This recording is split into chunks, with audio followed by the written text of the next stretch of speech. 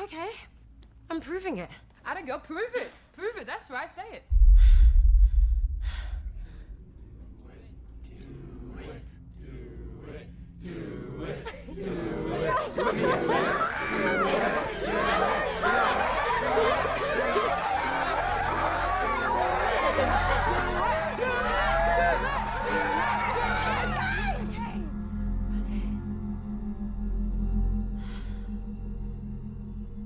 Talk to me.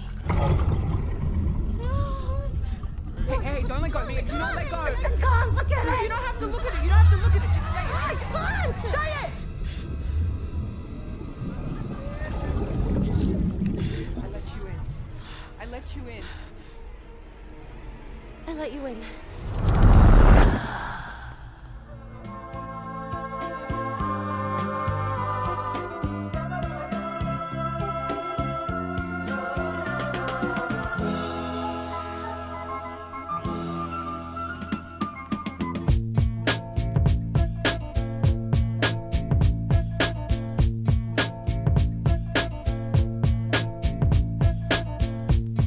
Welcome back, everybody, to the Film Bros Podcast. My name is Isaiah Lucas, and I am joined by my co-hosts. Abraham. And Nick. How you guys doing tonight? Pretty good. I'm doing good. Good, I'm glad doing to hear real good. I just came from a little kid birthday party, so I'm Aw. full of like just random energy. You got the uncle kid energy. The uncle I feel energy. like I do, man. We were playing basketball, and I was juking about, dude. Oh, it was great. I taught him how to do, like when someone's guarding you and they have really wide legs. Yeah. I taught him how to throw the basketball underneath their legs. Yeah.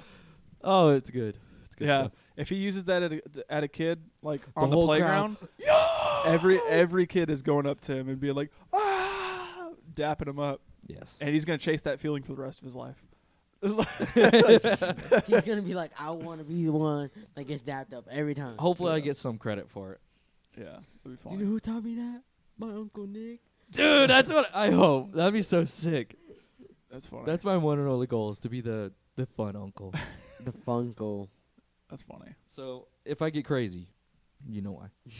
All right. Maybe we'll need it because this movie was Movie is pretty this wild. Wild. It's crazy. Yeah. I'd be the one in the crowd going, yeah! Probably too loud. I don't know. Do you think so? His dog's out, yeah!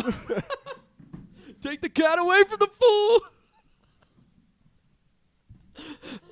What's he doing to that ghost? Oh. Yeah. You can't. I don't know. Walter. Yeah, I don't know if I don't Put know. your Johnson away, Walter. Yeah, I don't know, man. These people. I don't know if I would be the person recording. I don't know if I could record that because seeing something like that is some crazy crap. Yeah. But yeah. also, I've seen some crazy stuff, like 10, 20 feet away from me, and I can't think to get my phone. I don't want to miss anything, dude. There was one time, me and Nick were there. We were at a stop sign, and there was this That was domestic violence. I can't believe we didn't do anything about it. That was insane, dude.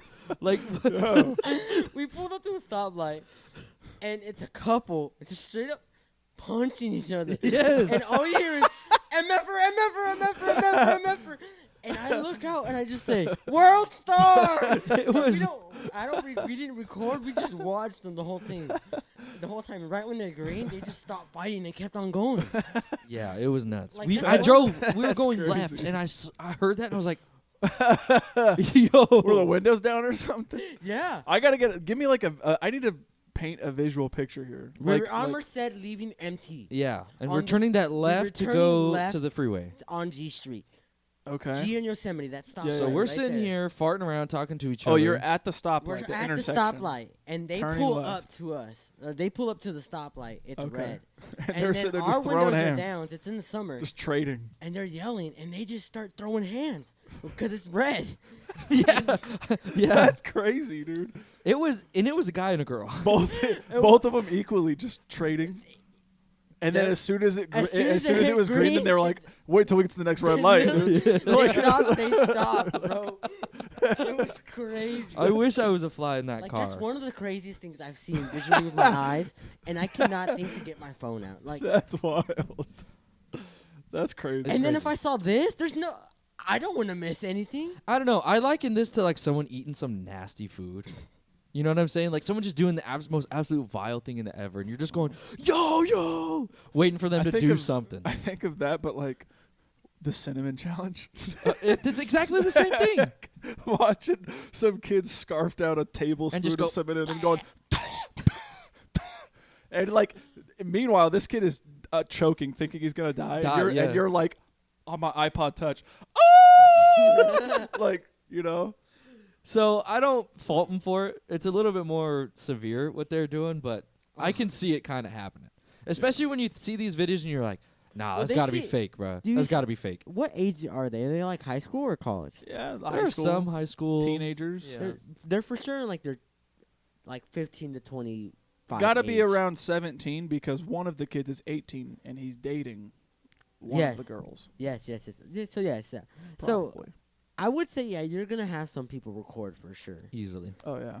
But And I do have to say, we haven't even talked about. yeah, we haven't even talked about what happened. But I do have to say, I do appreciate that the writers of the movie took because it's so easy to make a movie and be like, oh, we're gonna do 10 years before iPhones, so we don't have to worry about people filming it and stuff. No, these guys embrace it and are able to like, you know, use social media and everything to its advantage and really, I think, portray kind of exactly how it would go. No, yeah, I feel like they're showing like we live in a generation that uses all this exact stuff. Oh yeah, it's more authentic. Why take it out and try to? I mean, you literally see the girl barely. She's just going, barely looking up just to say a couple words. Yeah. Can't even get off her phone. I mean, yeah. How more accurate is that than what we're living in now? Yeah. That's true. Similar stuff. What movie were we talking about? We're talking about the movie Talk to Me. This one came out earlier this year. It was so there's confusion here. Yes, because it like originally came out in Australia in 2022. Right. And then it got a US release in 2023. Okay. Yes. So 2023, that's what I'm saying. It got released because that's when I saw it in theaters. Mm-hmm. This movie was directed by the Raka Raka people. Yeah. Danny, the freaking Ronald McDonald. You looking at little girl? And they're like, he's punching the kid. Yes, you know. Yes. Philip and Michael Philippou, I think is how you pronounce that. Hopefully. Written by him as well with Ben Hinzman and Daley Pearson. Okay. Those are the writers there. And this movie, I want to say it's somewhat traditional horror, more leaning towards thriller, I think.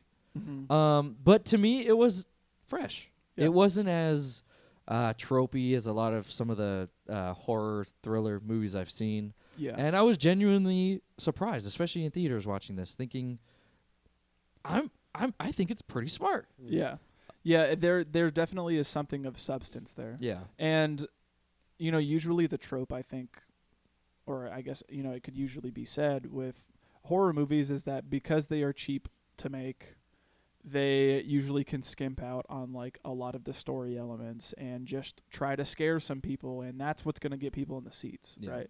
And traditionally, that's usually how these horror movies go, or at least typical horror movies. Like, I'm thinking of a new one that just came out called Night Swim.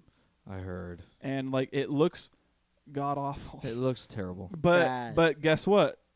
That's the new horror movie, and guess what? It is probably going to crush in the box office because people want to be in those seats and they want to get scared. Yeah. And I have to say I think this is in the octagon of horror movies with substance. Mm-hmm. Like I think of a lot of horror movies that I really love, and I think of ones like Halloween, Texas Chainsaw Massacre, It Follows, The Shining, Hereditary, you know, and there's a lot of like not only scares in all of those movies, but there's so much substance to them as well. There's a lot more going for it than just the horror aspects of it. And those movies use the genre of horror to elevate the story elements, and then they also, you know, have the story elements elevate the horror and so on and so forth, and they sit there and they have this nice intermingling of one another. Right. Whereas with movies like The Purge you know, it's just based on like jump scare, jump scare, jump scare, jump scare, you know, and that's why it's scary is because loud noise, you know? Yeah, it's more about atmosphere and tone rather than I'll build up and then, you know, it's more of like I feel eerie. I feel creepy. I'm on the edge of my seat not knowing. Yeah. Rather than just these like abrupt music, you know, parts and all that. I also feel like this is like a lot more believable because there's so many like shows out like that are like ghost this, ghost that, like, or like haunted this, haunted that, and this shows like a little bit of like I guess like you would call it like possession. So I feel like a lot of people can like be like, oh shoot, imagine if that actually happened in real life, or imagine if this actually happened. And I feel like that's what made this a lot scarier than more movies. Yeah. Sure. Yeah, it's popular. I mean, ghost stories, possessions. I mean, they literally just made another Exorcist movie. For real. Yeah. So it's got that same DNA that people are so curious about. Yeah. I think that's definitely like especially right now, that's a horror movie idea that just continues to sell is like the supernatural. Right. You know? It's because it'll never be. It's always going to be a mystery. It's never. There's never going to be concrete, definitive answers on ghosts exist or they don't. Yeah. Mm-hmm. Never. I don't think. I mean, do we have any mechanism to? No. Yeah. And it sucks because like we can't do something like Halloween again because it's been like Done. sequeled into oblivion, and like Michael Myers is a household name, and I don't think, unfortunately, that people are original enough to come up with like a new character like that. You know, maybe like I haven't seen the Terrifier movies, but like I've heard a lot of people That saying clown that thing looks. it's like Art the Clown or something. I like have that, no I clue, think. but it looks. I've seen it like smile. Yeah, and I see a lot of people talk about the Terrifier movies and say that like those are pretty good actually too. Didn't but I've yet number to check 2 them just out. come out or something like that? Something like that, I think. Yeah. I remember it being talked about. Yeah, look but up the clown. It actually genuinely it reminds me of one of those like a Hellraiser thing that just stays around forever, just because based off the look. Yeah. You know, like something that'll come around each Halloween. Little kids are wearing a mask like this. Yeah. Yeah, I don't know. So all that to say, this one doesn't. I'll say it doesn't reinvent the wheel. But what it does, I think it does pretty well. And it's got some interesting things to do. A lot of interesting characters and an interesting story. Yeah. Speaking of story, literally it follows just a group of teenagers who find this hand, and they are able to conjure beings from this hand. And we follow one specific teen in this group that is a little bit mentally unstable. She's gone through a traumatic experience, and she's really just trying to heal from it. But she's unstable, and the little ghouls, the ghosts, the goblins, whatever they are, take a hold of her and have a field day. Really, for her and for those around her. Yeah. That's really what it is. Yeah. Yeah. I think that's a perfect synopsis. Yeah. Honestly. Yeah. It's a fun one. So if you haven't seen it, go check it out. It's not currently streaming anywhere. I would assume that whenever it does go to streaming, it's probably going to go on Showtime because A24 has some deal with them. Oh, do they? Yeah. So I would assume if at any point it does start to stream, it's probably going to be there. Check it out if you haven't. If you own it physically, I know it's being sold right now in stores and stuff. Target. So go check it out if you haven't seen it. It's good. Rent it. Pick up a copy maybe. You know, actually, we're going to get into the topic of physical media. Oh, are we? If you guys want DVDs and Blu-rays to continue to be sold, you have to buy them. We have to show these corporations that we care about this medium because stores like Target and Best Buy and Walmart, their sections are just completely dwindling down they are to like dog water. Almost nothing. The Target one used to be a whole section, and now it's like 4 rows. It's like an end cap. It's terrible. That's it. It is awful. Yeah. And I understand streaming is a thing, but guess what? Internet ever goes down, how are you going to watch a movie? True. You know, like I I don't. You got to care. You got to care about digital media, physical media. Not only is digital media a lot less reliable, it's also lower quality. I had seen research done that says that the highest quality 4K streaming is still not as good as a 4K physical disc. Yeah, because it's actually noticeable like differences. hard copied into the disc. Noticeable differences. The blacks are blacker. You have crisper details. Yeah. This is not a. This. I mean, and that's just the thing when it comes to streaming. Yeah. It's true. So if you want better quality and something that you actually own that no one can ever take away from you, Yeah. the only way to get those qualities, which I think we all want, Yeah. is physical. It's physical media. Buy it. Yep. So, if ever one day you're like, oh man, I heard this movie was streaming on Netflix, and then all of a sudden Netflix takes it off like they always do, guess what? If you own that movie, you would be watch able it. to Mhm. and play the movie right then and there. You wouldn't have to freaking do the The what? That's a Netflix. the Netflix thing. You know what I'm talking about? Yeah. yes. Was that good? It was good. No, that was I good. just wanted to hear it again. That's all. That's why I said, well, what would you? That was good. What's the Do you remember I'm the thinking of the- THX one? Yes. That one used to scare me. I I'm used to thinking cry. of the Max one where it's like Dun dun. No, that's no. Hulu. I think that's yeah, Hulu. Hulu is I don't know what Max is. Max is like Yeah. like this little Yeah, like, yeah. twinkle. It's like a. Oh, yes, it is, huh? Yeah. My favorite is ABC. ABC's. What does it do? They do like this like little jingle thing where it goes, whoa, whoa, whoa, whoa. Yes. Wait, does it do it like every time you open the app? Yeah, yeah. I Like gotta hear it. Show me after. anytime you play it, something with ABC, it's what? It does that whole thing. It's so funny. That's to me. goated. We gotta have a tier list of opening streaming services. Yeah, That's great. yeah. So go check this movie out. Do it. With that being said, it's a good one. And support films like this. Obviously, we're going to get into some facts later on about maybe box office returns or something like that, like we usually do. But if you want to see movies like this get made, Chris Stuckman on YouTube has said it best. If you want to see stuff like this, you have to go support it. Yeah. The only way that these studios are going to see that we care about this stuff is if they see dollars.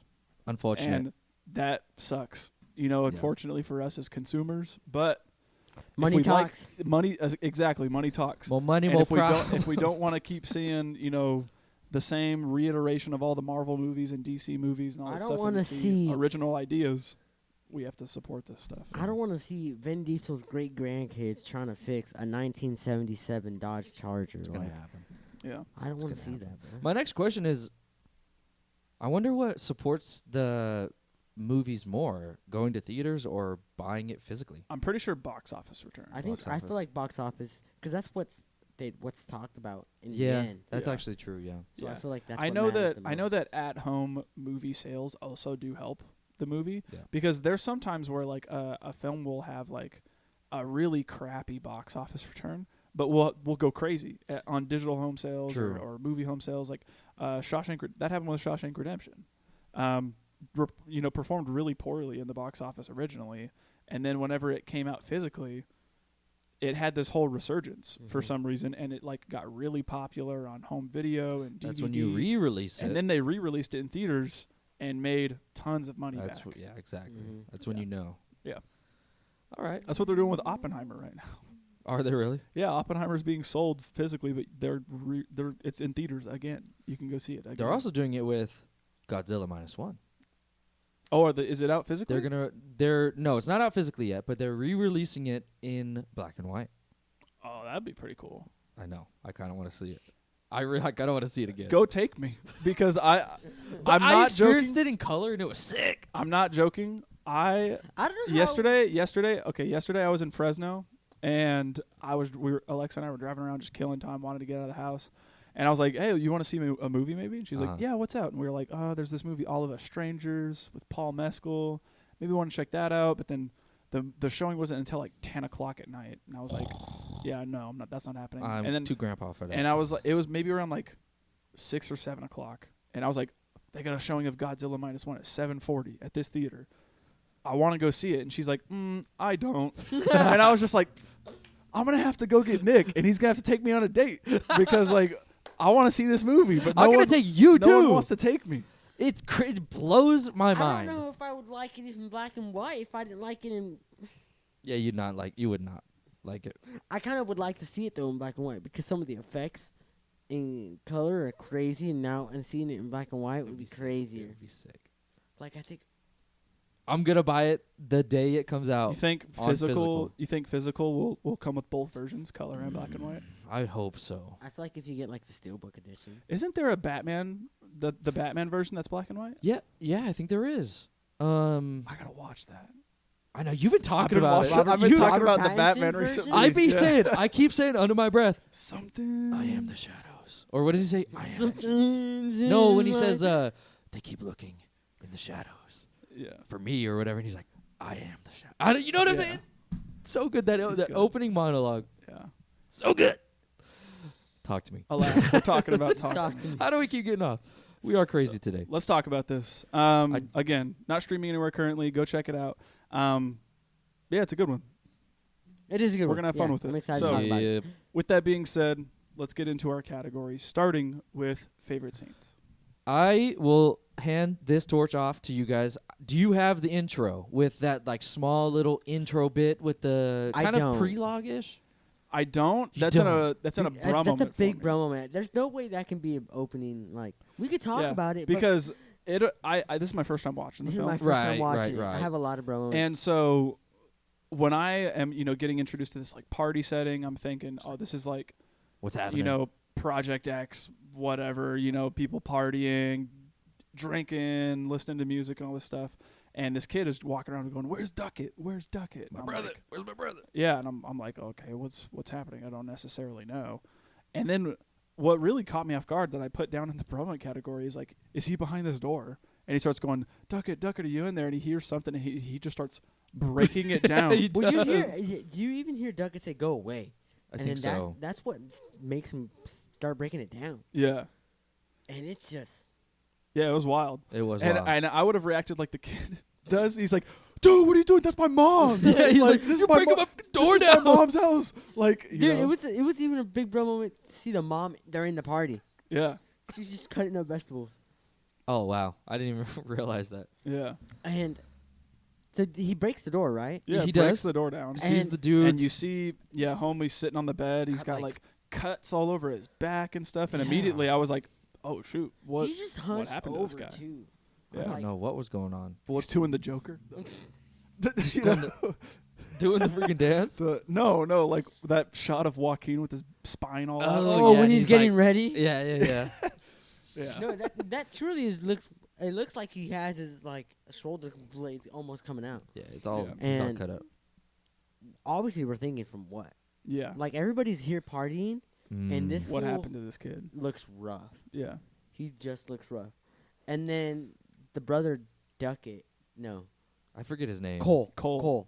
The brother Cole starts bringing out Duckett. Isn't he a real one? He is He's a like, real stop one. recording my brother, man. Yeah. Put your phones away. Yeah. I mean, and that's why we were talking about like, we're recording this. Like, would you record that? Easily. Yeah. And- Everybody and their mom would be going, whoa, what's going on? What's Yeah. going on? Everyone. And then Boomerang it. imagine Boomerang the crazy Going. part of that. Oh, the crazy part that They're like, this guy's tweaking.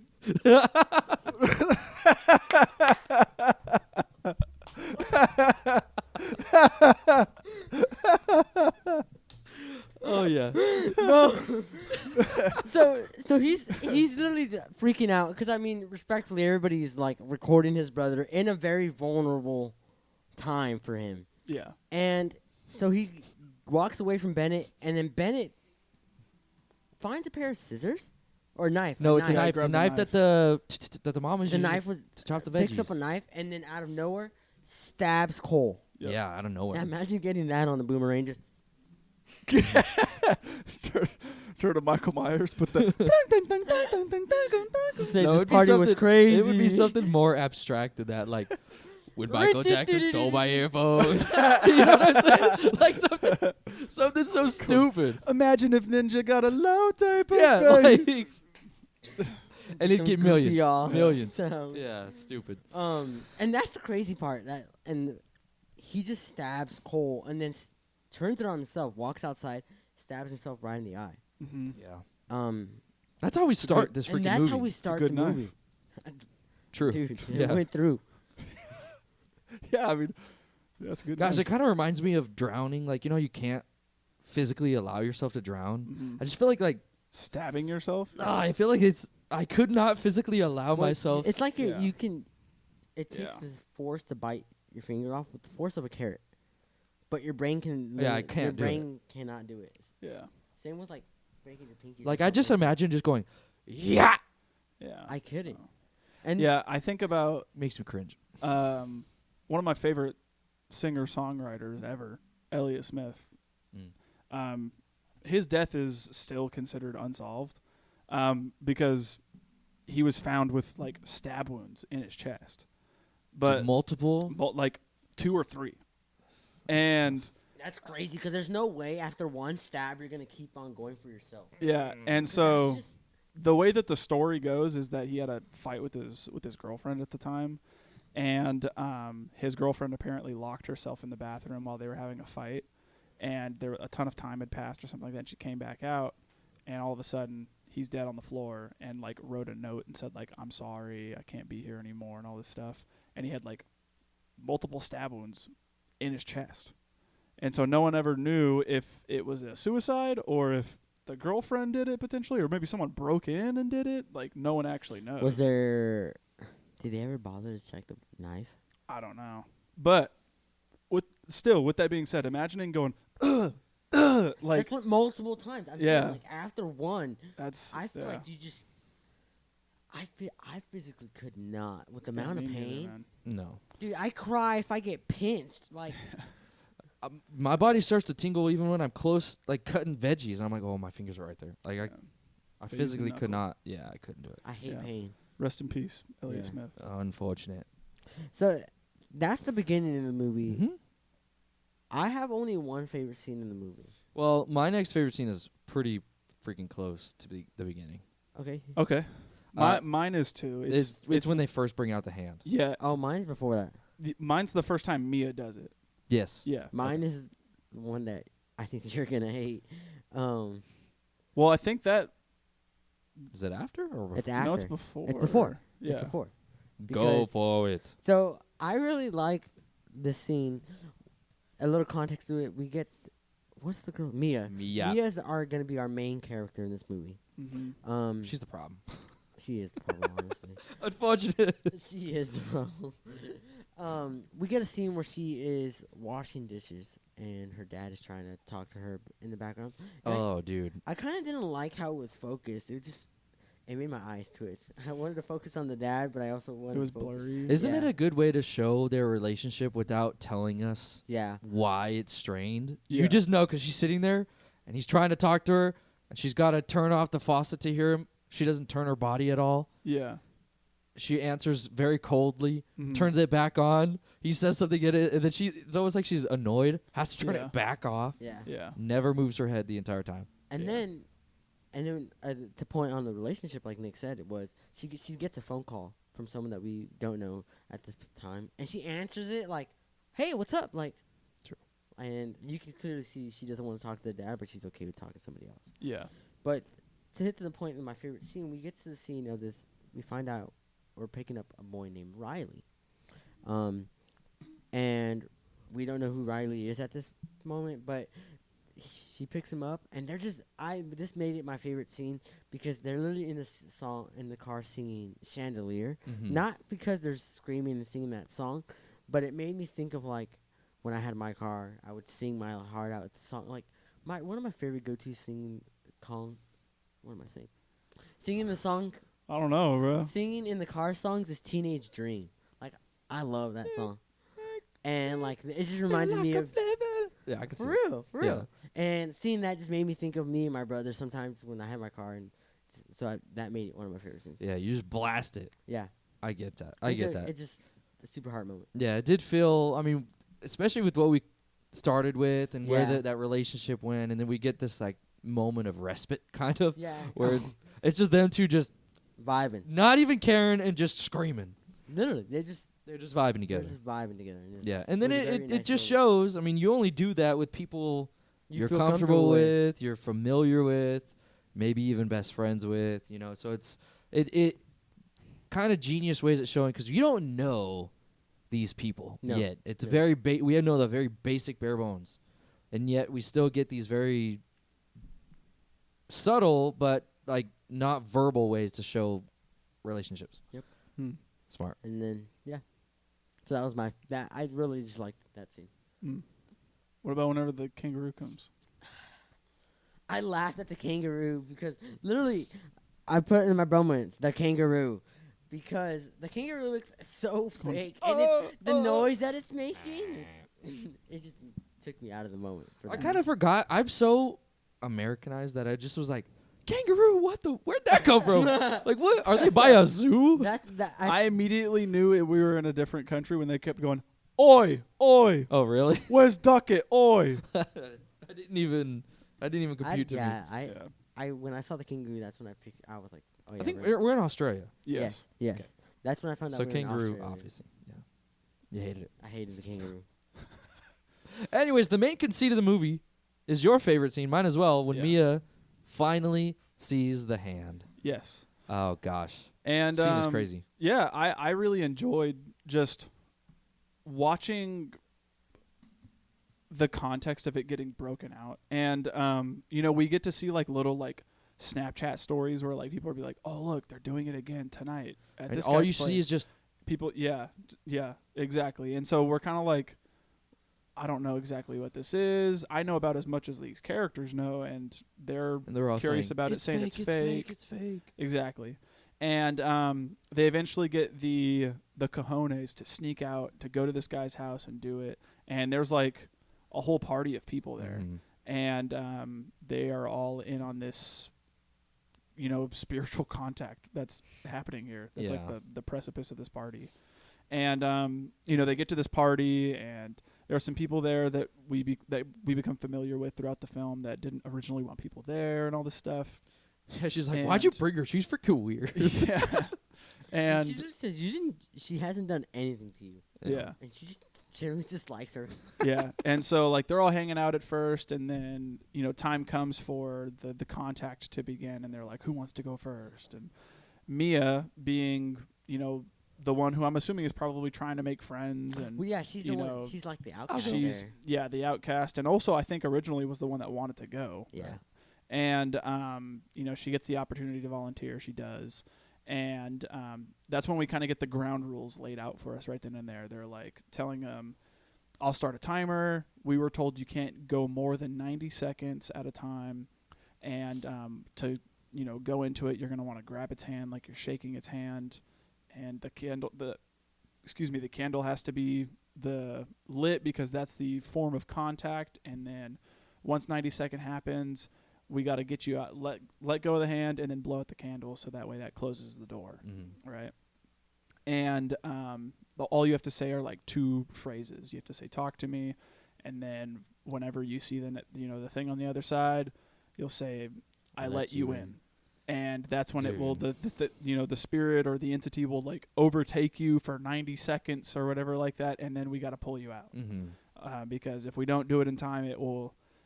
They'll have you is what they keep saying. They'll have you. And I liked the layout of the rules because it felt very, how do I say it? It felt very like realistic. Like it felt like these kids really didn't know much about what it was that they were dealing with. They just found this thing randomly. Someone told them the rules, and they were like, okay, Whatever. I kind of want to compare it to like I hate to say it, but like to almost like the Ouija board, because like nobody knows how that thing works, and some people say it moves on its own. Some people says so that like the rules of that kind of reminded me of like the rules of the hand, because they're like self-explanatory because they explain them to you. Yeah. And when they're explaining the rules, I almost feel like you don't want to even say the phrases Yeah. because it's like, oh shoot, it's like almost like taboo to say it. Mm-hmm. Yeah. Gosh, and they're like all the while they're explaining the rules, they're putting a belt around her, Yeah. tightening her to the chair, and they're like, "Trust me, you're gonna want this." Yeah. And it just feels like they're like messing with danger. You Mhm. know, they know how to get like to the precipice of the danger, Yeah. but still control it. Yeah. They're poking the bear. Yeah, Like yeah. is really what they're doing. And they're liking it. Yeah, and they're having fun playing with the dangerous thing, Mhm. and they're liking the rush that they're getting from it and everything like that. But yeah, I think that it's just genuinely great tension, especially whenever they like put the hand, they bring it out for the first time. A hand like just looks so like It does. creepy and ominous looking. the It's hand super from cool. Yeah. But they eventually go to describe what the hand actually is, and it's an actual what's it called? How do you say that word? A debombed hand or something. Like No, a bomb. No, It's, it's an embalmed hand, decapitated. but it's disembodied is what I'm Yes. thinking. Yeah, Disembodied. Decapitated your head. Yeah, that's the head. It's disembodied, and it was actually like encased in ceramic and embalmed and all that stuff. So like if you crack this thing open, an actual hand is going to be in there, right? And it's said to have been a hand from some psychic, a medium that can actually contact the dead and all this stuff. And when they like place it on the table, it just looks immediately so ominous, Yeah. which I was a fan of. But I immediately noticed, we talked a little bit about how modern the film feels with people filming on their smartphones and Snapchat and texting and all of this stuff. And I immediately liked how we get a shot of Mia's perspective looking at the crowd that's watching her. Just off. And as soon as she's about to grab that hand, immediately flashlights Yeah. coming out, people start recording and all this stuff. And what I really liked was a lot of the camera work here too. Major fan. Like, whenever she like says the thing, it does the And it's what? yeah, know? like it rotates it. Yeah. And she's going. Yeah, I super love that. cool. And at first she kind of gets scared, and then she says the words, it does the camera work, and then she starts like choking and freaking out and doing the run, Yeah. run, doing No, what does she say? She says like, he's right over there. He likes you. He likes you. And he points to freaking dad, and she goes, they hate you. that. Yeah. Yeah. And it's genuinely just a good tension builder the entire time, and it we've only ever seen little snippets again or stories of the aftermath of what's happened here, like when it's currently in somebody, and now we get to see the whole process.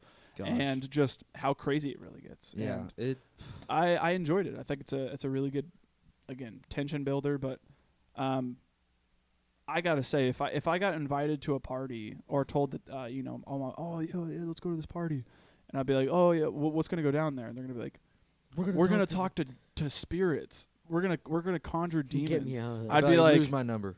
see ya. Yeah, lose my I'm number. blocking you. like that's not happening. No, dude. Lose Yeah. my number. I would never talk to you again if you said that. Yeah. I'd be like, Doing that meme, the boom, boom, boom. yeah, That's no. an old one. No freaking way. Yeah. Yeah. I like the scene.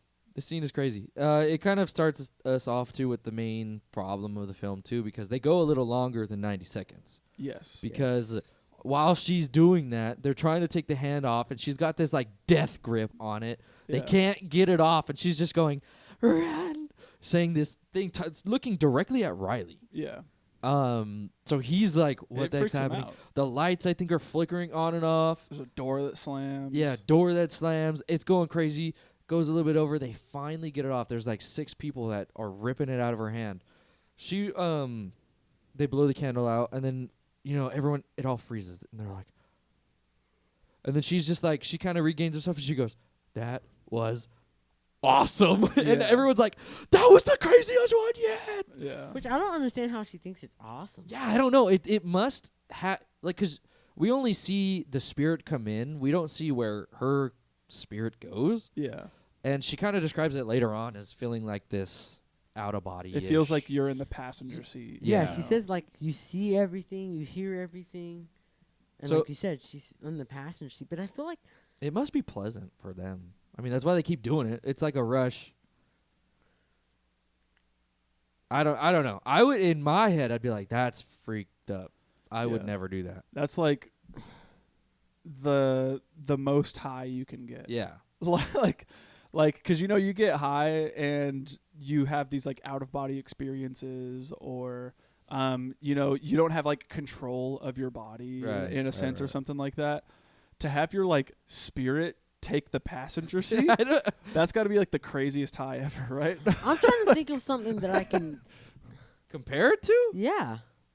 I have no clue. I don't would know. assume some kind of psychotropic drug Yes, would be the shrooms. something like LSD, that like where the you dra- Like the Acid. drug from Midsummer. yeah, seriously. Yeah, something Maybe. like that is I think the closest analog you can get to But I being just, I don't- possessed. I don't understand how she thinks it's good. It must feel good. And when you think about, I mean, I don't know.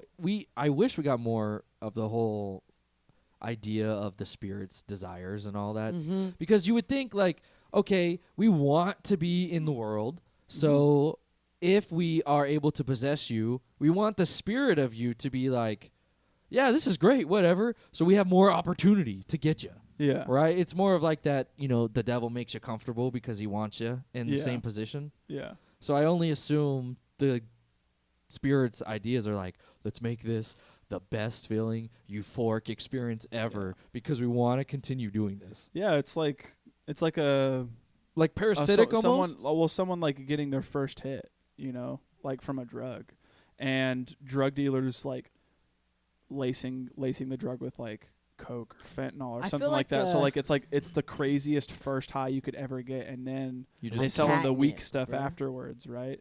Sell them the weak stuff so that way they keep coming back trying to chase that first high and they'll never Yeah. get it again. yeah. Honestly, I'm gonna compare it to like catnip because when you give catnip to a cat, they smell it, and then once they get a hit of it, they just don't want to stop. Yeah, they go crazy. Yeah, They go crazy, yeah. and Yeah. that's what it literally shows them. They go crazy for this. They I really mean- want to keep on doing it. Yeah, if you were to think about the opposite scenario, like why would you ever want to do it if you physically had a horrible time? Like even while you were like, if once you did it and you got back and you're like, wow, that was garbage. I'd never do that again. Yeah. There's no, it would be pointless for the hand to exist because no one would want to do it. Yeah. So it has to have some kind of positive experience. Something like that. That's the only way it makes sense in my head. Yeah, Yeah. that whole freaking scene, I think it's a great way to show the mechanics of the hand, and also just how manipulative it can be to people who are not emotionally stable. Yeah. Even at that point, I that's when I got an idea of what happened to Duckett Mm-hmm. because if they said 90 seconds, A little bit more. a little, and then so I could at that point I assumed Duckett went more than 90 seconds, and that's why he's like that. Mhm. So then You now don't it have made- to assume it. I think they say it. Yeah. they did. Yeah, and you know what? The movie does these cool things where it's the like important details are not direct dialogue. Yeah. It's like in the background. Two characters are talking to each other in the background while we're focusing on this character, Yeah. which I think is sick. I did notice that in a different scene. They do it like maybe 3 or 4 times. But I didn't know it in that part. But it just made my mind at this after what happened to her, and she was like, "What the heck just happened?" Mhm. It made me think like, "What the heck happened to Duckett?" And it just made me question and Yeah. question the powers of the hand. And then at this point, I was stuck to the TV. Yeah, it's definitely interesting. Yeah. So, my Yeah. next And- one. Do you have any next ones? Favorite scenes? I do, but you take it. I'm just gonna say my next one is when Daniel takes the hand. Yeah, oh, when Daniel does. Yeah. I was gonna say when Riley does. No, I like it when. Well, actually both, but Okay. Daniel first. Daniel going. Y'all are crazy. This whole scene. Dude. Those are bro moments for me, but it's like, I love it.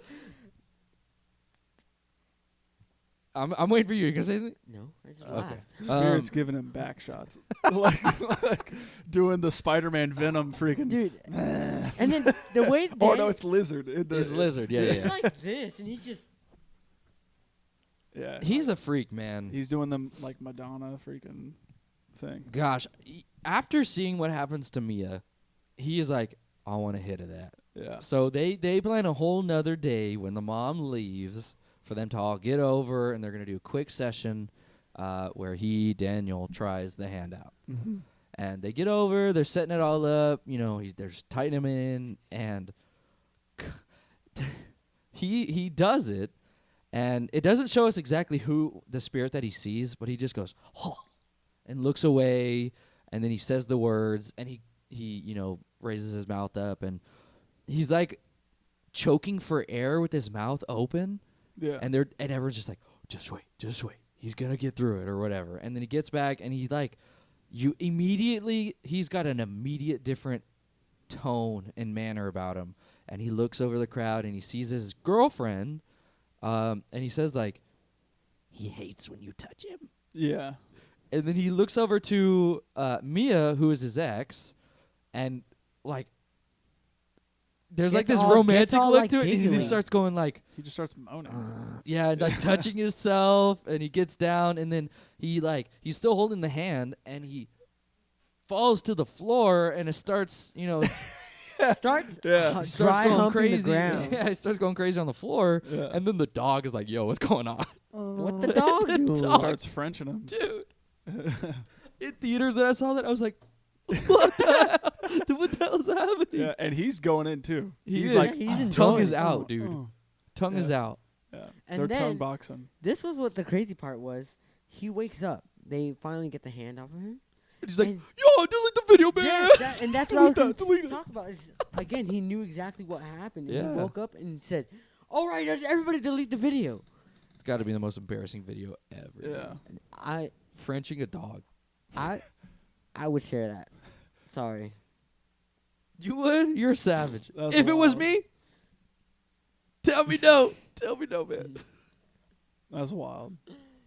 That's Okay, tough. So like, what about like if it was Kyle, bro? And I was like, "Dude, you want to see a funny video, Nick?" I wouldn't. I feel so embarrassed. I'd be like, bro, nah, I get you. If I was in that position, I'd be like, I'd be crying if I looked like that too. Bro. That's messed up. What they Kyle were would doing say to you. that. that's messed up. Oh, dude. And then you get to see how, like, kind of messed up Mia is. Because Yeah. they see all that. Daniel leaves the room. He's embarrassed. The girlfriend leaves the room with him. And she's like, I want to do it again. Yeah. Like, That's after right, seeing she's- that. Yeah, but again, She's mentally unstable. she is Yeah. mentally, and that's what I was about to say. She's like, she is not in the right state of mind. She's just Yeah.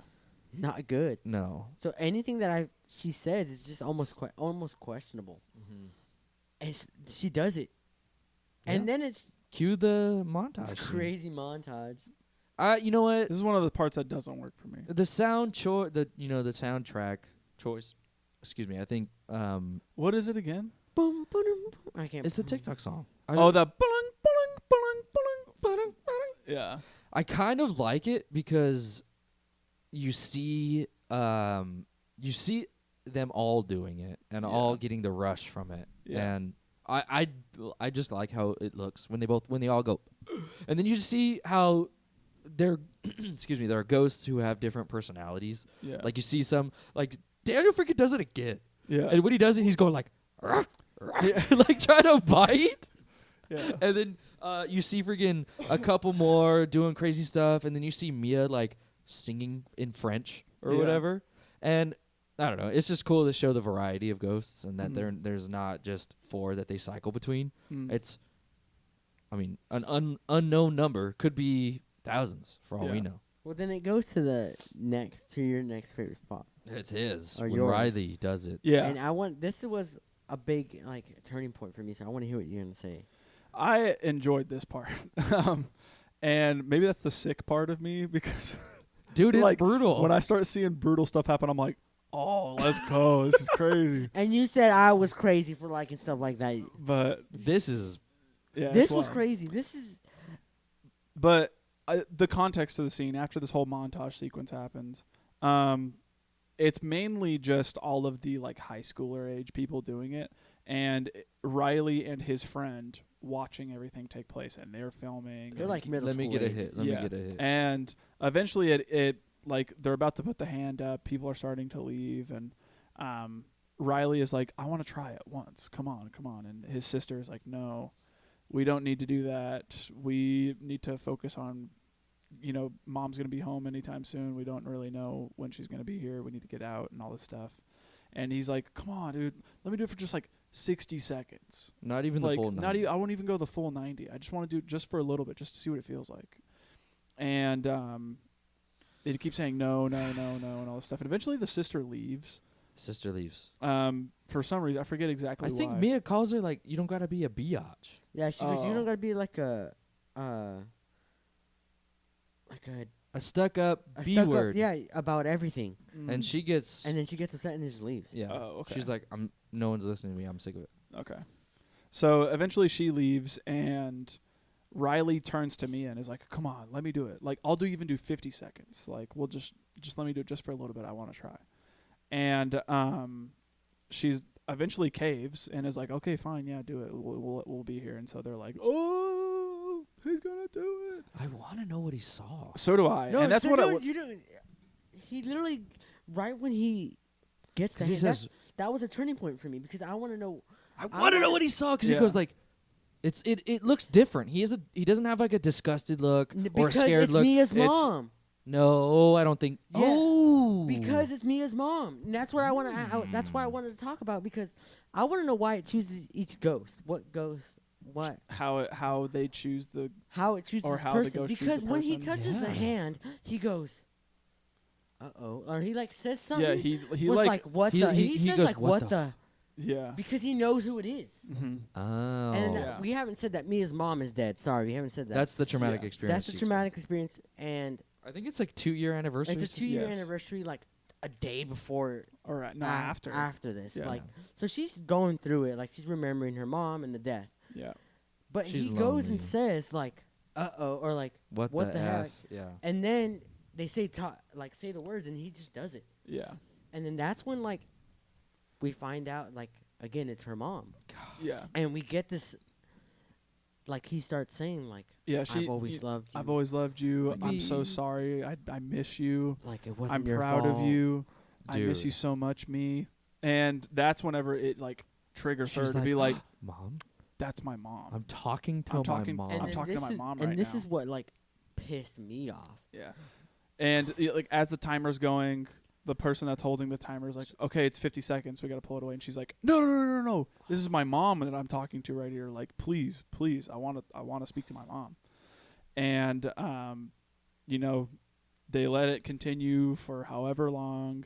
And eventually, homeboy just starts Well, they Spat. passed the 90 seconds. yeah, they passed the 90 for seconds. sure did. And homeboy starts spazzing and slamming his face on the little table that they've got there, and just starts to pull his his bleed eye immediately out, from the starts to bleed immediately after the first couple of times, and then keeps trying to do it, and then starts again trying to pluck his own eye out, Dude, and gets he's super close to doing Oh, it's it. And as I'm watching it you too, know the videos of the Steve Harvey person popping their eye out? Yeah. That's how far his eye out was. Yeah. Yeah. Of him gouging it. yeah. But when I'm watching this all take place, I was like, first off, that's the mom. Oh, yeah, and then he's slamming his head on the door. Oh, he's about to pull his eye out. yeah, And they're sitting there trying to pull him away from it and get the hand away from him, and then eventually the chair just starts just sliding towards that window, and then bringing him to the mantle. he's and about to start going, kill him. "Brah, Yeah, brah, brah," he goes, doing and it then he's over- powering up for the last hit. yeah, And then And that's when right- the Sister sister. freaking what? yeah, gets her hand right there. to That's kind literally of, what saves saved his life. Riley. Yeah. That Easily. last hit would have. Yeah. yeah. Saved his life. But I want to know why Mia's mom came up. And I don't know. that's just because it's crazy. It's just I can imagine it. Because, yeah. I'm saying my head canon is she had went over a little bit. She's emotionally unstable. They're trying any which way to manipulate her into And this is either doing it more, doing it more than 90 seconds. this is or what I was gonna hint. They're at. basically she's becoming a vessel. Because they're having a lot more power over her than of anyone else. So whatever they can do, because they've been in her, so they know her weaknesses, they know her vulnerabilities, they know exactly how to break her. which is why I think her mom shows up, Yeah, and do you guys we figured out that or a they version went of her mom. they went over the 90-second mark for Mia. Mm-hmm. So do you think the entity or whatever, the hand, is using Riley as... Could we find out that they can... what's that word that we said? Mimic. They can mimic people. Mm-hmm. So do you think the entity, the hand, is mimicking Mia's mom and using Riley as a ploy because they went over 90 Easily. Yeah. seconds? Oh, easily. Yeah. And so that's... Yes. Almost immediately. Yeah. Yeah. And I can only assume that the ghosts have like a affinity towards children or something, or younger, because I just don't understand why they're so interested in Riley. Hmm. Maybe You know? because he's so Mm. innocent and doesn't Maybe. know. Yeah. Maybe, I don't know. I would think they they enjoy younger, Mm. because we even see that like younger ghosts too, and it kind of just is unsettling. Yeah. Yeah, I don't know.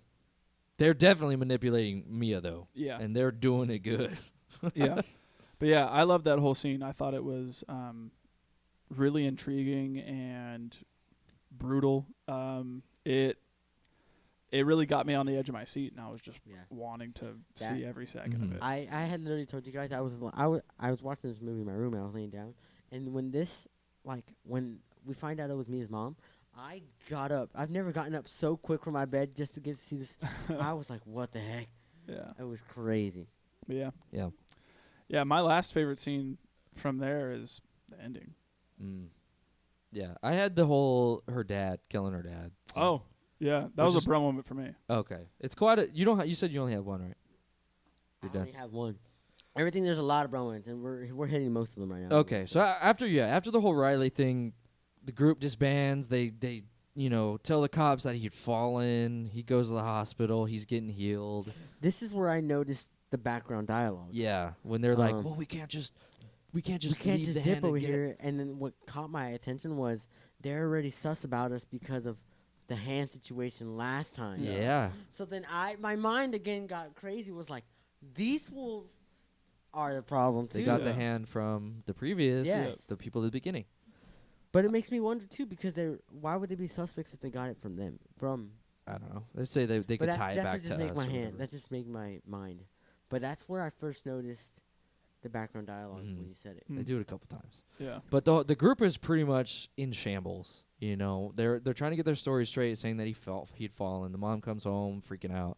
Riley's in the hospital, still somewhat possessed, kind of. And everything for Mia is completely like she is in a downward spiral, because all of her friends are like, "Why did you let him do it? This is your fault." Pretty much, she feels like as alone as ever, and now she's seeing apparitions of her mom. Like Mhm. as in the hospital, she sees her mom, and she's like kind of going crazy. Mm-hmm. She had gone through another experience with Daniel, with the whole toe thing, which I think we'll talk about in bro moment. So he's no longer supporting her. So she's just alone and easily manipulated, even more than the beginning. Mm. And we get this whole scene of her finally talking to the dad, because she had called him out and said, "I know that there's something you're not telling me." So they finally sit down together, and the dad's like, "Yeah, you're right. There was something that I've been keeping from you, and it wasn't right of me. I didn't want to hurt you. I didn't want you to feel like it was your fault what happened to your mom. So I have something here. Can I read it to you?" And it's basically the suicide note from her mom. Mm-hmm. And he reads it out, and she's saying like, "I'm sorry, I had no hope, but now, I hope you can forgive me, and I hope you feel better knowing that I'm not in pain anymore." And it's hard because Mia had talked to her mom in ghost form, and the ghost was like, "No, it was an accident. I didn't want to leave you. I love you. I'm proud of you. It was a complete accident. I want to be with you." Mm-hmm. And now she's confronting with the reality of the mom it wasn't an accident. Yeah. This is exactly what happened. Mm-hmm. She meant for all this to happen. She's like, and she breaks. She's like, no. And she leaves because she hears her mom saying like, "He's lying. That's not your dad." Yeah. And I genuinely love the scene when she's in her room and you just hear the door, the dad come up to the door, banging it, da, da, da, da, da, and you hear the mom saying, like, that's a lie, your dad's out there, he's trying to hurt you. Yeah. And you see this dad break through the door, but it's not him. It's not him. It's a different version of him. Yeah, almost. it's like this. Looked like he was in the pool too long. Yeah, a little He's like pruned. Yeah, he's got his pruned up face, looks dead. And I like the scene of, because its goal was to get her to kill her real father. Right. And so she screams, and her real father, you see like brief scenes of her dealing with this guy and also seeing the dad still on the couch, like processing. But he hears her, and he's coming to kind of help her. And it seemed sick to me that the ghost was smart enough to be like, I'm going to be having her in this position, so right when the dad gets there, she gets him. Yeah. It just felt so smart to me. Mm. And I was like, these ghosts are not to be messed with. Yeah. But the ghost, like literally, as the dad comes in to save her, she's reaching for the scissors, grabs the scissors as the real dad gets there and is like, Mia, what? Gets him right in his freaking throat. Yeah. And right when that happened, I had known that she is just too far gone. Yeah. She is so far gone because earlier we had heard that like the mom was saying, we have to help Riley. The only way to help him is to kill him. Yeah. And you would think, well, Riley's her friend. She's not going to kill him. But now that she's gone as far as to kill her dad, she's like, yeah, I'm in this. Yeah. We got to put him out of his misery. Yeah. The way that I didn't do that kangaroo. Exactly. Yeah. Which was good. I love that scene. Yeah. That scene is crazy. Yeah. Yeah. The last favorite goes the scene for ending. me is the ending. And it's, whenever eventually Mia does the whole like switcheroo on her friend and tells her that she needs her to come over and all this stuff. And meanwhile, she's in the parking lot of the hospital. And, eventually it goes to Riley's room, gets him in a wheelchair and starts wheeling him out to like this like highway or interstate or whatever it's going to be. And, I really enjoyed all of the tension here. Like, especially whenever Mia's friend goes into her home and sees her dad just like still alive but like bleeding out almost, and so like we're hopeful that he's gonna survive, right? And I also really enjoyed like whenever she like runs back to the hospital, looking out and seeing Mia just push Riley in a in the wheelchair out to the highway or whatever, and eventually like watching her go all the way down there and like seeing her mom kind of enticing her with like the wood in her fingernails coming up above her shoulders, kind of like trying to give her like a comforting like touch, and basically whispering like sweet nothings into her ear and telling her like, this is the only way to help him. I'll protect him. I'll help him and all this stuff. And I genuinely liked the rising tension here. Like, is she actually going to throw this kid out into oncoming traffic? What's going to happen? And eventually we come to find out that the friend comes down and pushes Mia into the oncoming traffic and saves her brother. Mm-hmm. And Mia gets hit by these cars and all of this stuff. Causes this whole accident to happen. And on face value, we believe that like she survives. Yeah, like she might have gotten dinged up a little. Yeah, and she's just got like some cuts and all this stuff and everything. But she survived. Yeah, and she's like laying down on the concrete and then eventually kind of gets back up and looks around and sees that that Riley is no longer in the wheelchair and that Mia's getting him back up the hill and all this stuff. And eventually things start to kind of get a little surreal, where like all of a sudden she's back in this hospital and she's seeing people that she doesn't necessarily remember, and she's like seeing her dad walk off in the distance after she like just stabbed him somehow, and then lights start to flicker all on and off. And there's a part in the movie where Mia talks about a reoccurring nightmare that she has, where she sees she goes to a mirror to look at her reflection, but there's nothing there. And eventually she like goes up to try to get her dad, who she thought walked down a dark hallway, and it goes dark, and she walks back past a mirror and there's nothing there. And as she's staring at it, there's nothing there, and there's doctors passing by and they're in the mirror, but she's not. And I just liked that little switch, right, where if we were paying attention to the story and you recognize that little detail, you're like, oh, she's now living her reoccurring nightmare. That's when I noticed that she was finally dead. Like Yeah. when she was in her nightmare, I was like, okay, she's dead. Yeah. And then eventually, she's chasing her dad again. He gets into that elevator, closes the door, all the lights go out, and then we see the glow of a candle kind of just like casting a shadow over her, making a silhouette out of her. And eventually it kind of pans over and It's just you see the candlelight in just somebody's hand just sitting there. Isn't that sick? Yeah. And I loved that this was like a total flip on Mia, you're right? Like this was originally to these kids like a party trick. It was a reason for them to get together and like play with danger and all of this stuff, right? And now she's the one on the other end of the stick, right? Mhm. She was originally doing all of it, having fun with it, and now it's taken her life. Mm-hmm. And she is going to be the one that Forever. is doing that forever, Yeah. which I really liked. I thought that was a cool ending.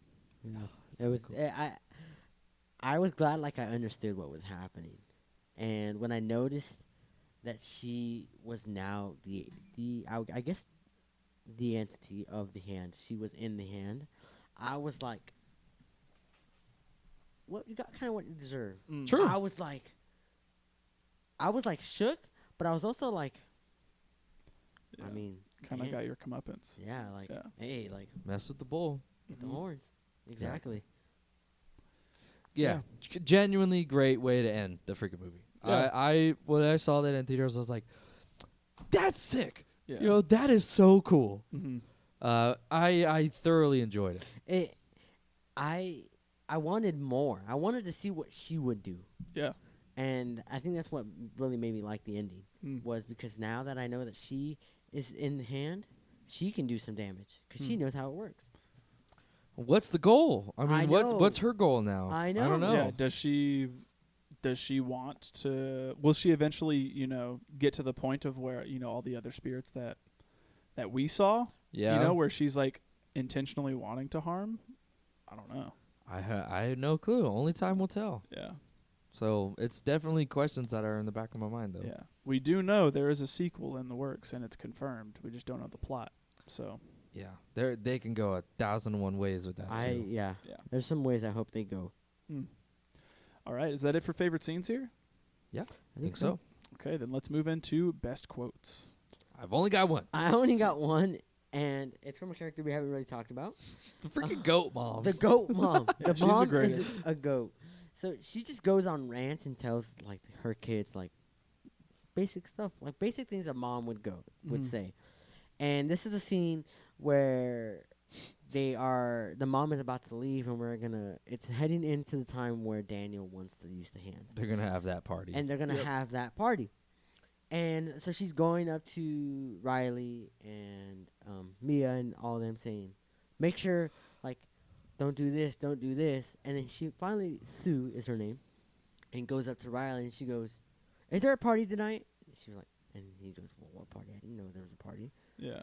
And then asked his friend, what party? No party. And she was like, no drinking. And the friend goes, if there's alcohol, I'm drinking. And then she goes to Riley and tells him, on God, if you drink, I'm gonna gonna punch smack you in the face. I'm gonna punch you in the face. And I lost it when she said on God. Yeah. Because when do you? I mean, again, it just shows like these people will like know what. It's more modern. Yeah, it's modern, and Yeah. it made me laugh because she says on God more than once. Mm. Does she really? Yeah, I didn't hear the she second said it time. twice, like 2 or 3 times in That's different funny. scenes. But it's so funny because she just goes on God, if you drink alcohol, I'm gonna smack. I'm gonna It punch made you me in the laugh. face. Yeah, it made me laugh too. Yeah. The only one I've got is I let you in. That's it. Yeah, it's a reoccurring one, that's for sure. Mm-hmm. All right. If that's it for the best quotes, then do we have any more bra moments? The crazy frog ringtone. Dude, That's the ba, that's ba, ba. the, that's the scariest part of this movie. Is freaking hearing. What is that? Ra-da-da-ba-ba-da-ba-ba. Why, bro? Why? I I don't know, dude. used to watch that. Ring, tick, ding, ding, ring, Axel tick, Frog, ding, ding, bruh. With this little Ba-ba. yes. Dude. His little blue peony. Yes, I don't know why The she only- had that ringtone. The only other bro moment that I had, because most of them we all talked about, is Mia taking it home, taking the hand into her home. Mm-hmm. I did not expect her to do that, and then her doing it alone. Yeah. Yeah. How is there any safeguard? Like, how are you able to pull yourself away? I don't know. She never says I let you in. Right. So she's just So maybe just having a conversation. I don't know. Well, yeah, because you could see the person when you're Yeah. holding the hand and said, Mhm. "Talk to me." And it was her But mom. but it I just know- blew my mind because it was her mom too. Yeah. I wanted to say I really enjoyed that aspect of whenever she's talking because the camera work, It's cool. it purposefully blurs her face. Yeah. And so you can't really make out all the details. And so in my mind, I was legitimately like being like, what is she gonna look like? Like, is this camera ever gonna become unblurred? Because I can only imagine what she's gonna look like once this thing is unblurred. And I really liked that it took so long for it to finally unblur and reveal like what it is that she finally looks like. Yeah. And it was again a really good use of suspense there. And like it's something as subtle as using just a camera technique. But yeah, I really liked it. Yeah, Mom that was- grimy. That was the only other bro moment that I had because Mm. I actually What about Mia sucking toes? Yeah, I was about to say, you don't want us to talk about the toe sucking? that was It was weird, man. Sucking feet.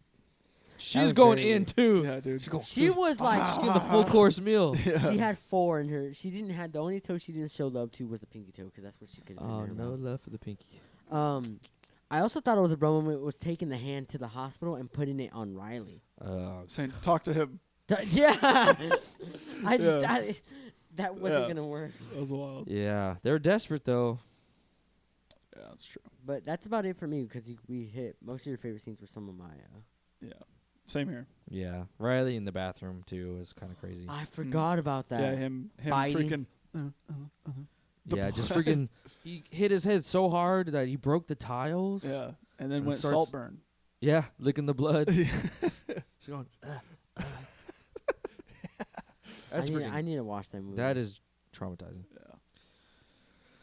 All right. Any other bro moments here? That's it. Bro moments for me. Me too. All right. Then let's move into facts with the bros. This has to be wild. Yeah, so let me hit you with the budget. To make this movie, it only took $4.5 million to make this movie. Wow. Okay. 4 million. Opening weekend in the U.S. and Canada was $10.4 million. Wow. Sheesh. And I kind of think it's crazy because it came That out was just in the opening weekend. opening weekend, yes. Wow. And also it came out the weekend of July 30th. And I just think it's crazy because I feel like horror movies always come out during fall time. And this is like summertime. And this was like a summer blockbuster. Yeah, true. Very Which true. is crazy. And then so for U.S. and Canada, it made $48.2 million. Sheesh. And then worldwide made $92.1 million.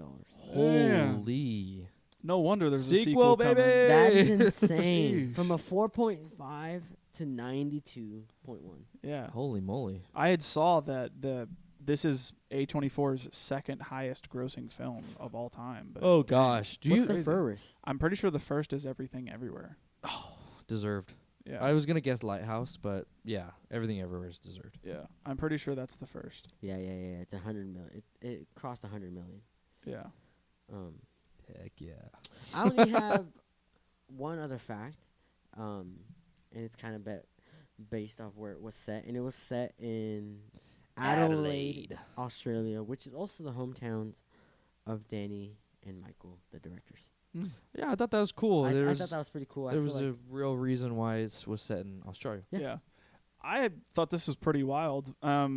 So the creators of the film, Danny and Michael Philippou, they've apparently turned down a chance to direct an unknown film in the DC entertainment universe. I read that. Wow. And they had a chance to make their directorial debut directing a DC film, but eventually turned it down so that way they could focus on filming this, which I think ultimately was the way better choice, obviously, with how DC movies are, unfortunately, now. And well, they're done. I mean, like, there's DC going done? to be a whole new universe. After Aquaman, it's like that. All these universes are done. yeah, Really? A whole brand new universe coming up. yeah. No I think way. it's a. Oh shoot! What's that dude's name? Forget the name, but a new. Snyder? No, not Snyder. I wish. It's that other guy, white hair. Oh, I'm losing it. But he's the one that's gonna be directing all the coming up films. Interesting. But yeah, apparently they had a chance James to. Gunn. I think that might be his name. I don't know. I think it's James Gunn. I just looked up new DC Universe, and that's what the name. It says Chief DC Studios Chief James Gunn and Peter Safran unveiled the first 10 titles in the new DC Universe. Yes. Well, I mean, they did the newest Suicide Squad, and it was apparently pretty good. So, Really? A Suicide Squad? That was good. Yeah. Yeah, they did. No purple Lamborghini in there? No, they did one with like the killer shark and all that stuff. Oh yeah, and everything. and the starfish thing. Yeah, that one was pretty good with And Peacemaker. Peacemaker's John Cena. Is that and the all one that was memed on a lot, too? No, that one was No. genuinely Rat. good. I'd heard that one was good With the rat? with the rat. Wasn't there like... There is a person who can control rats, No, and no, then there's no. also Isn't there that like guy, a Mr. rat Spot person? guy. Yeah. Isn't there a rat person? Yes. Oh, it's like a beaver. I know exactly. Yes, And he's hella ugly. yes, he's heck ugly. Yes, it was. You know who was messing with that? It was Jason. Jason, yes. Jason would post him as me.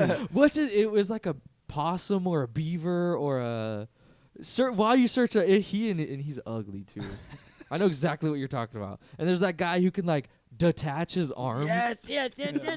What the heck is his name? I'm just gonna look up rat character, bruh. Rat character, the Suicide Squad. Yeah, but if it's up to him, I mean, he did that and a lot of the Guardians of the Galaxy movies. Also true. So James Gunn. I think he might be a good fit. Hopefully, Hope. if and Yeah. and if we can keep Matt Reeves with the Batman, Mm-hmm. then I think we'll be solid. Easily. Hopefully, I'm At least interested to see. I only ever want to watch the Batman movie. So yeah, hopefully because they're the best. Matt Reeves pulls out another one. You got, dude, watch it again. I want You've only to. ever seen it once, right? Yeah. Oh, and I've it's been so thinking, good. I've been thinking about it again recently. Dude, the chase scene in his car is. It's so good. It is so sick. You're The telling camera's me upside down, you hear- you're you telling hear me the you don't know who this dun, character is? Don't. You've seen this character. Oh yeah. That's yeah. what's the name you have? His It? name is Weasel. Yes, Weasel. Yes. Yeah. He's so ugly. Yeah, freaking Weasel. So that's the last. So that Suicide Squad was good. Apparently. I watched it. Yeah, it was good. I think they it was one of those movies where they debuted it early on Max. Mm. I watched it. I liked it. Okay. Right. So I never wanted to watch another Suicide Squad after I heard Purple Well, it is a Lamborghini. million times better than And that I'm like, dog Yeah, water dude, movie. I went and saw that in theaters. And get this, I was really into 21 Pilots at the time, and I was like, "Oh, 21 Pilots! They wrote a song for the movie. I gotta see it just for that, right?" I did. I went and watched it. That song didn't play till the credits, Yeah. and the freaking credits play. All my friends are heathens. Take it slow, dude. Man, that one sucks. That was tough. We don't deal with outsiders very well. You Yeah. don't know the half of the abuse. Dude. The burger. Watch. Yeah. Dude, cool thing about this movie, they made 6 of those porcelain hands. And they did that just so any of the other hands, just in case they got damaged or broken. Oh, okay. I did see that A24 actually sells them. They do. Yeah. Do they? I really freaking want one. Yeah, Dude. A24 actually sells the hands, so you could get one if you really wanted one. I genuinely want Dude, one. you should get one for your desk. Use it as like a paperweight. Or phone stand. But yeah. The only other fact that I have here is we talked a little bit about the brothers that directed this film and how they started out on YouTube. They, across their entire YouTube channel, have attracted more than 1.5 billion views and have over 6.5 million subscribers across the world tuned in to their YouTube channel and other social media platforms and all that stuff, Wow. which is crazy. That is Huge. wild. Yeah. Any other facts here? I have one here. It says Danny, one of the directors, he co-wrote the film with Rocka Rocka collaborator Bill Hinzman. The team was joined by producers Samantha Jennings and Christina Caton from Causeway Films, which is what you see at the beginning. They made The Babadook. Which I also heard is a pretty good horror film as well. Another movie that has an insanely low budget, Mm. what I've heard. And yeah, I have never seen it, but that image of the Babadook, Yeah. I know what Yeah. he looks like. I've heard a lot of good things about it, and I've heard that people say it's stupid or people don't give it credit, but I've heard good things. I Yeah. haven't watched it, but Me too. all right. Any other facts here? That's it for me. How much is No, the no. hand? This is a fact. How much is the hand? The hand is $110. It's porcelain. It's porcelain. It's 'cause it's a real and hand. It's a real hand. It's a disembodied hand. Dude, it looks so sick It though. looks super sick. It comes with a little thing that says party hand rules. It says gather friends, sit in a circle, light the hand, let it in, pass. That's cool. And then this is the only thing that's an incense burner. That's kind of cool. Oh, incense burner. That looks to me like you're going. Is it? Do you think so? I would not use it for that. It looks sick. I'd have it just as a paperweight.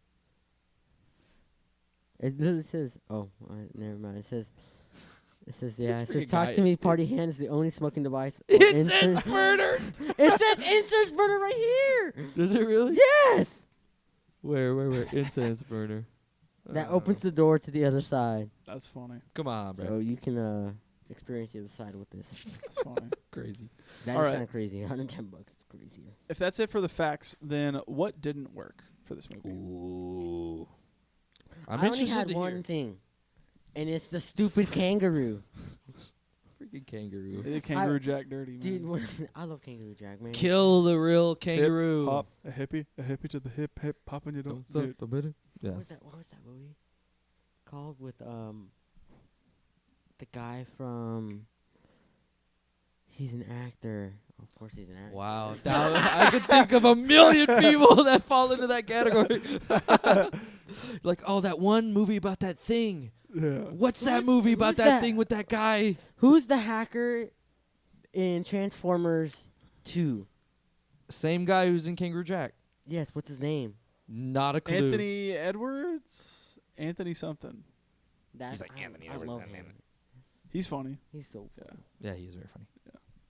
He's like, you can't eat the whole plate of donuts. That's how they know you. I Oh ate no, the whole plate. yeah, I ate the whole plate. If you don't touch the donuts, you're guilty. Yeah. I love it. I didn't like the kangaroo though because the noises it was making, it looked super CGI in my opinion, and I laughed. I was like, it just made me laugh.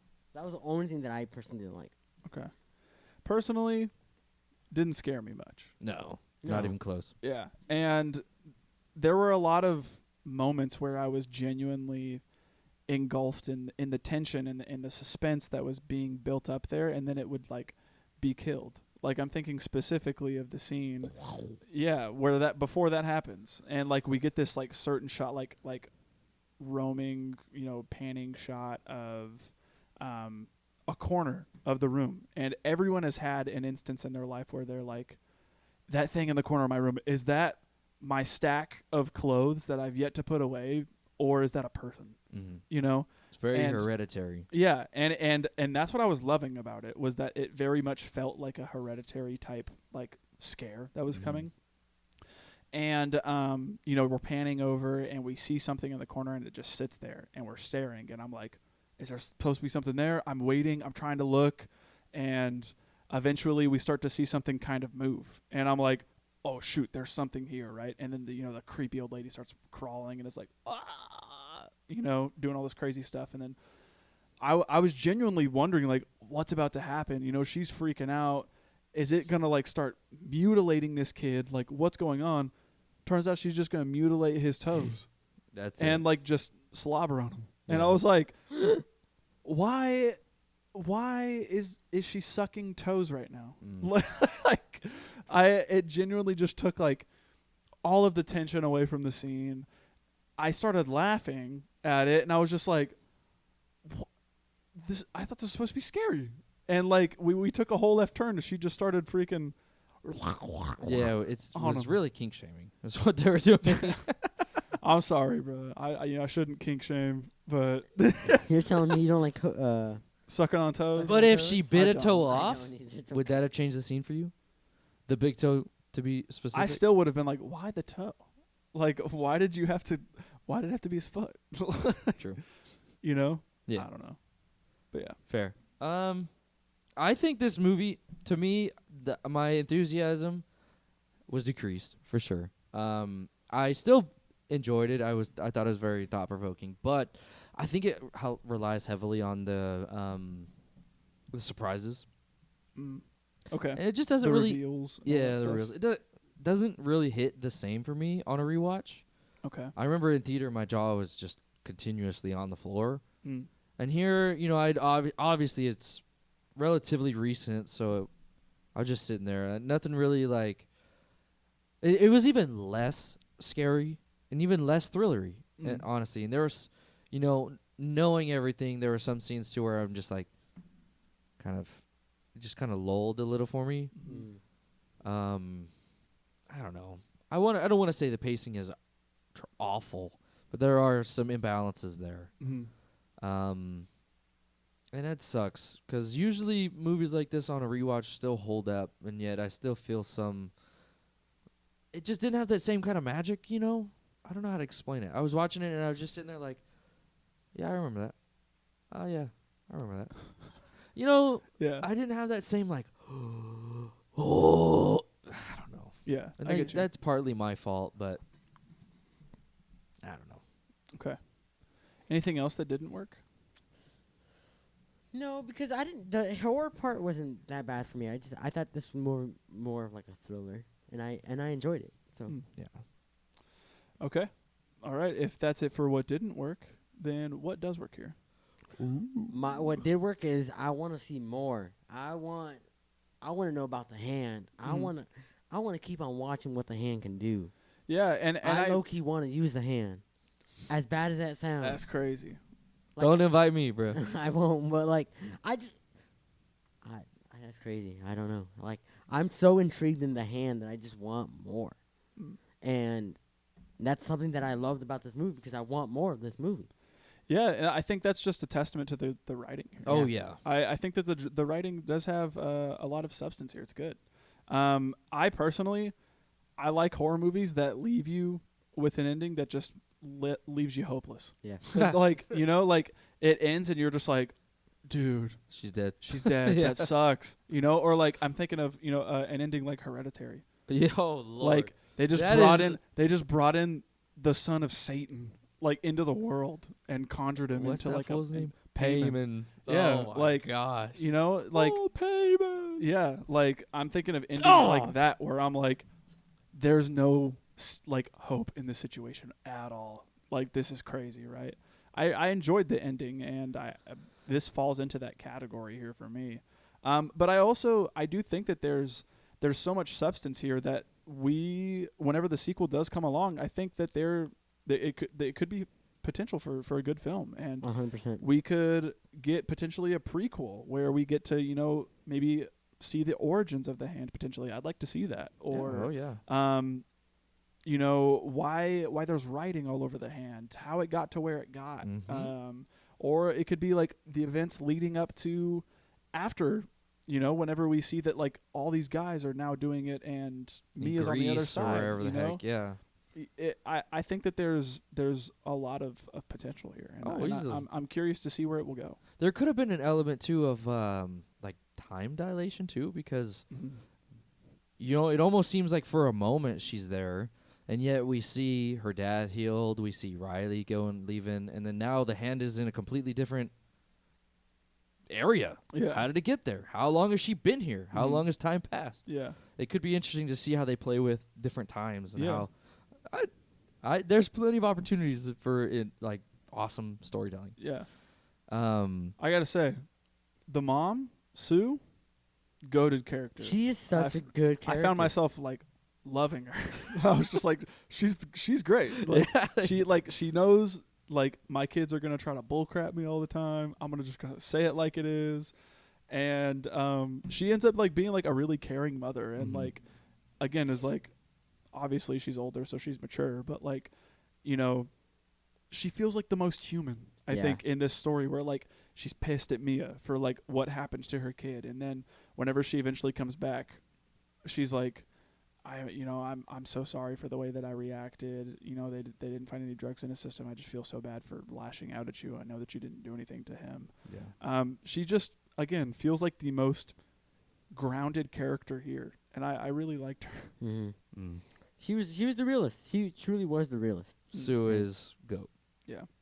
The one thing that worked for me, I think, above all else, was the makeup design, or what would you call it? Yeah. I loved the fact that they looked fine until they said, "I let you in," and then they're they got all dirty Yeah. and Dude, their grimy. eyes turned solid black, and that Yeah. kind of freaked me out. Yeah, that they're- was something.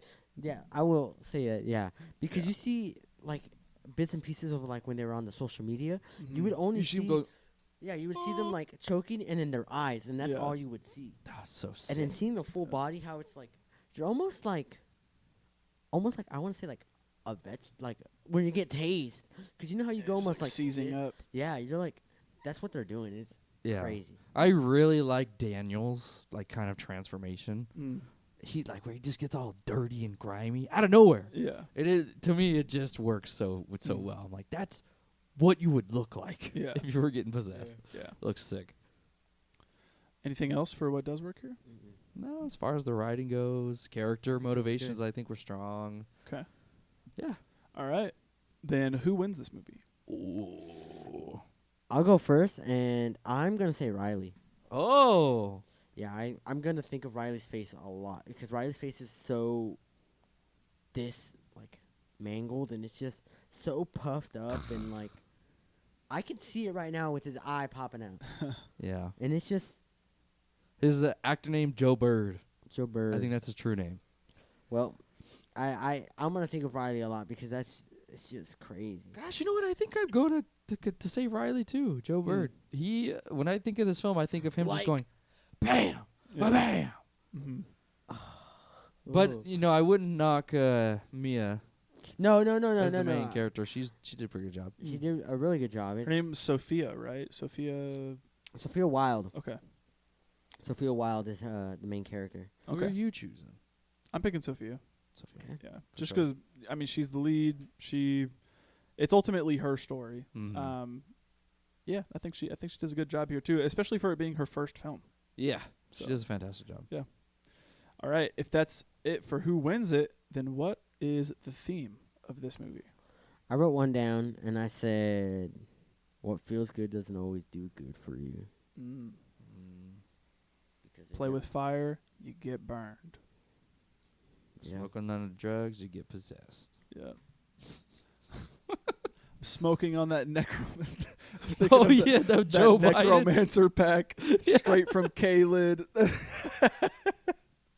I forgot when those were going crazy. Our bro. presidents playing Minecraft together. That was the best. Barack, what are you doing with all the trees? Do you have that? Do you have the hacksaw? Show me your texture packs. We told you no glitching in here. Stupid. All right, that's it for the theme. what are we rating this? What are we doing? I'm giving this a 7.5. 7.5. I'm giving it a 7. Yeah, 7. Me as well. Yeah, I'll 7. keep it at 7. I'll keep it at 7. All right. Like I said, doesn't reinvent the wheel, but what it does, I think it does well. Yeah, definitely. Yeah, it's got all the mixings of a good movie. In fact, a great movie. Yeah. So 7 it is for me. I agree. All right, that's at the it's the end of the episode, you guys. That's So it. if you stuck all the way to the end, we appreciate you. If you're watching on YouTube, leave us a like, comment on the video, subscribe to the channel, and also hit the bell notification so that way you're notified whenever we upload. And if you're listening to us on the audio platforms, leave us a rate and review. Let us know what you're thinking. And if you do not want to interact with us on such a public platform, you can click into the episode descriptions, follow us on Instagram, Letterboxd, or email us. Let us know what you're thinking.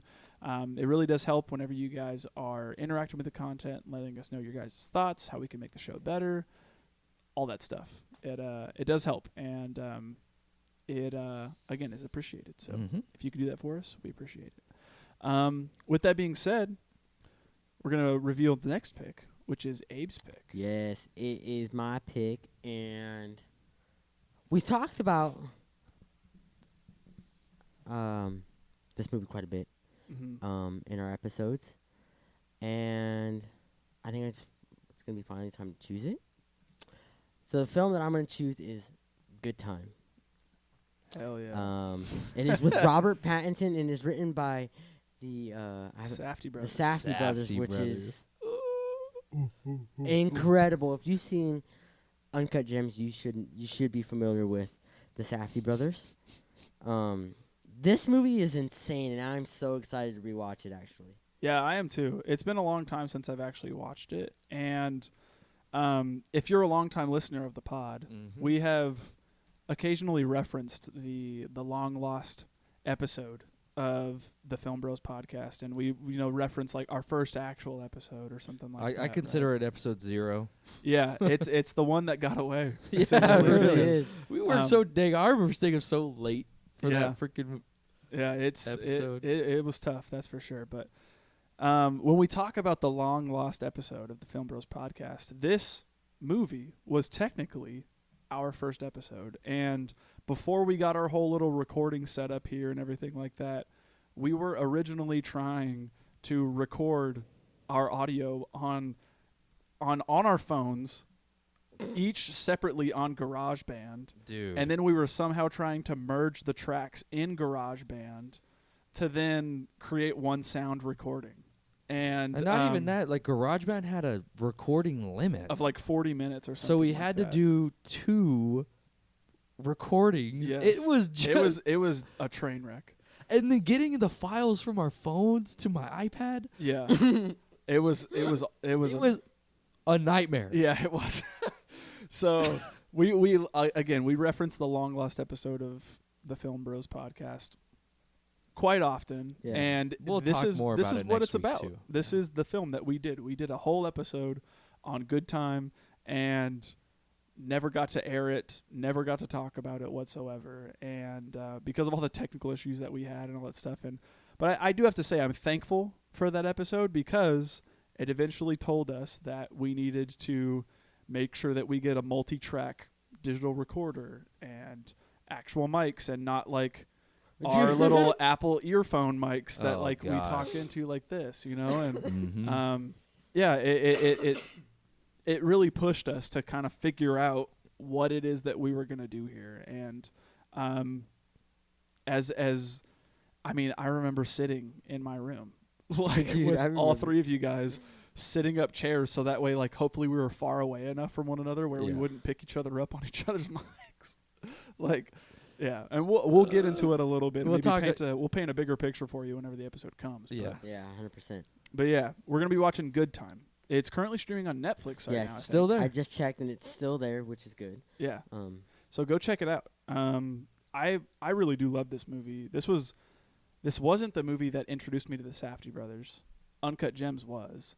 And I've said this before too. Whenever I watched Uncut Gems for the first time, I walked out and was like, "What the hell was that movie? That movie sucked." Ugh.